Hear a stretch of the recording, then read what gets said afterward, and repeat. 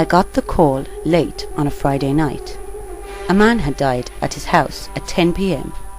It had already been established by the coroner that the victim had not died of natural causes.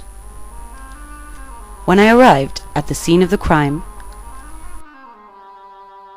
the victim's wife, Mrs. Angela Beauvoir, was present, and the housekeeper, Gretchen, of German origin, was hovering in the background.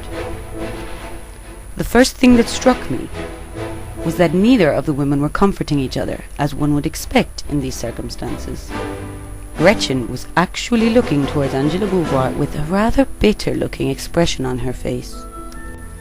I was determined to find out who the murderer was, and in the process tried to get my younger colleagues, police interns, to focus on doing their job, instead of on Mrs. Beauvoir's long legs.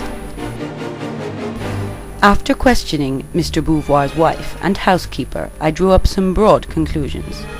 I found that, interestingly, both suspects felt guilty about a crime that supposedly neither of them had committed.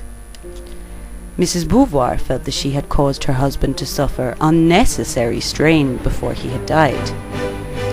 She professed that she should never have told him about her terribly traumatic day at the beautician's. She was sure that she should have just borne the burden of her ruined nails alone. Gretchen kept repeating that her job was to protect Mr. Beauvoir and that she had failed. I began to wonder if she was confusing her role as a housekeeper with that of a bodyguard. After questioning both women about the night's events, I decided to take a closer look at the material evidence.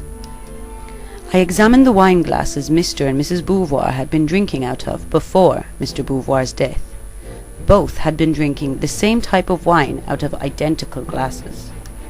However, on closer inspection of the glasses, I realized that one had a tiny crack in it. I went ahead and took some samples of the evidence for lab examination.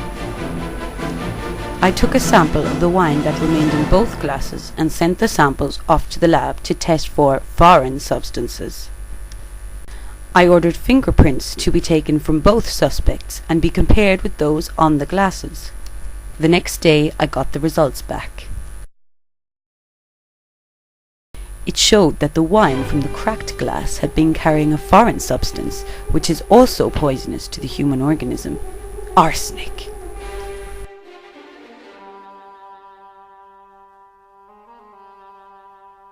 The wine from the other glass was all clear. Mr. Beauvoir had drunk out of the cracked glass, thus being poisoned.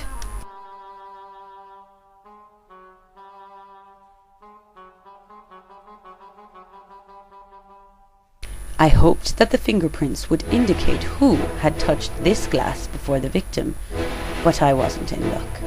The lab results revealed that both suspects' fingerprints were on both glasses, as were the victims'. This revelation proved exceedingly frustrating to me. I decided to pay both suspects a visit to see if I could get a confession out of one of them. I asked Mrs. Beauvoir for a detailed account of the night in question. In her account she revealed that when Gretchen had served her and her husband the wine, she had first been handed the glass which had the crack in it. On seeing this she exclaimed, "Oh dear God! There's a ghastly crack in this wine glass. Why is it the damn maid can't do anything right?" At this, her husband took the glass from her and gave her his glass, the one without the crack. He then proceeded to down the entire contents, probably wanting to anesthetize himself from his wife's incessant blubbering about her nail tragedy. When Mrs. Beauvoir came to the end of her tirade, she realized that her husband, as usual, had dozed off. However, this man's sleep would prove to be everlasting.